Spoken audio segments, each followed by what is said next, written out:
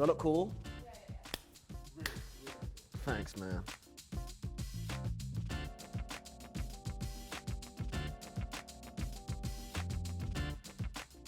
My favorite thing about the early noughties, above anything, is the fashion. I have always had a fondness in my heart for the clothing back then because it stands out. Not for the best reasons. Early noughties fashion was all over the place, from bedazzled jeans to Livestrong bracelets. It just felt so scattered, like everyone shopped as if they were under a timer and panicking. Baker Boy hats, frosted tips, Ed Hardy everything. Oh yes, that's really going to age well. Oh, you think I'm being too hard on the fashion back then? If you ever question how bad the fashion was back then, look at this. Who needs that much denim? Why do both their outfits look like they sewed it themselves? I've never seen a couple that's made out of 90% Levi jeans. I also really like the fact they're both looking unsure in this photo. Britney looks like a special Barbie edition called Married at 15. Justin Timberlake is wearing denim jeans, denim blazer, and denim cowboy hat topped with tinted sunglasses indoors. I mean, look at it. That is a statement if ever I saw one. And that statement is, I want respect, even though I have dated 3 of my first cousins. I think the problem with fashion from this era and why it's never made a comeback is that it doesn't have much redeemable qualities. Okay, well, there are some good points, I guess. The material was thick, so it's long lasting. It's a good thing, right? Everything did seem to be big back then, even down to the belts. Do you remember that? Do you remember when women would wear those giant belts over everything? Like, they all look like powerlifters. Oh, hey, Kim Kardashian, that belt is mighty high and thick.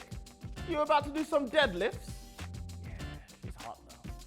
Fashion choices have always been influenced by music. But the early 2000s, people took on a whole identity from the genre of music they were into. If you loved rock music back then, you know, Limp Bizkit, Linkin Park, Green Day, Avenged Sevenfold, you probably wore a lot of black. Walked around with a chain wallet as an adult because you wanted people to know you were forgetful.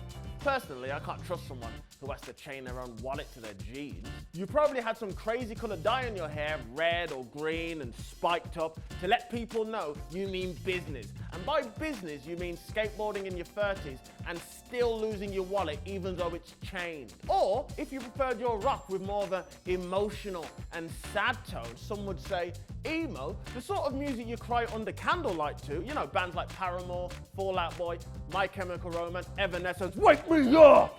Sorry, I have to say that every time I say Evanescence. They also had their own unique style, similar to rock music. Real skinny jeans, men wore lots of eyeliner, some would dress like they were an extra in a Tim Burton film.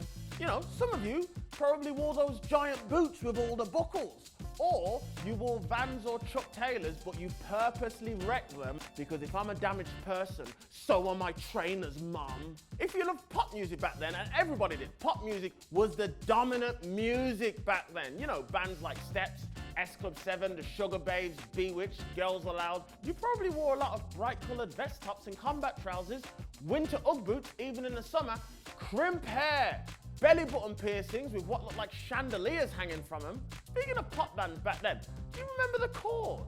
The Irish family band. They were so overqualified to be a pop band because they were actual musicians.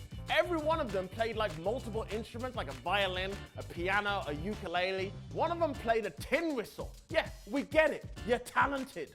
Whereas most other bands back then couldn't even sing live. They lip-synced worse than like an old Hong Kong martial arts movie. The rappers, my favorite, were not much better. The stars of that era were, you know, Ludacris, 50 Cent, Fat Joe, Ja Rule, Nelly. The style in hip-hop back then was basically your kid's first day at big school. You know how everything is so big on them and then the parents will say, don't worry, you'll grow into it? Well, it was basically that. If you were a medium, you buy an XL t-shirt, damn it. Really long, all the way down to your knees, super baggy jeans, headbands, plaster on the face. I'm kidding, that was just Nelly. Seriously, why did we accept that? People thought he was cut, but he wasn't. That's like stolen valor. Everything had to be big back then, especially in hip hop. Even the footwear. Timberland boots were the shit. They came in a range of different colors, but for some reason, the tan classic workman boot was the coolest. People wore them for all occasions. School, hip hop video, christening, murder, and then to the funeral. No wonder Bob the Builder was so popular back then with a #1 single. It's because most people dress like him. Social media wasn't the behemoth it is today, so we relied heavily on TV, music videos, CD cases, and albums. You could always tell the music people were into back then, purely based on how they dressed. The identity was that strong. The early noughties were like a free-for-all for any genre. Everyone had a chance at topping the charts, from the likes of Westlife, Sum 41, and Sean Paul. Sean Paul. They were all on equal footing. It's great. I mean, Little Bow Wow had a #1 hit. Everybody had a chance. How amazing is that? That insane diversity in music. One minute you're listening to Blue Cantrell, and the next minute you're listening to Tattoo. I don't want to sound like an old man, but it feels like now with social media and everyone consuming the same content simultaneously, we are losing that diversity. I mean, have you noticed how many people want to look like the Kardashians? Seriously. And again, great belt, Kim. I think the early 2000s is like the problem child of fashion. With so many extremes in music genre as popular as each other, the diversity in fashion was also extreme. I say we bring it back. Yeah, let's get people wearing dresses over jeans again, velour juicy tracksuits, and Von Dutch everything. Now, somebody get me a plaster and bring it back. Guys, please like and subscribe to my channel. It's been a tough year and I need friends. It'd be nice if you shared it as well. Seriously, just sharing is caring. That's what they say. Other than food, I ain't sharing food.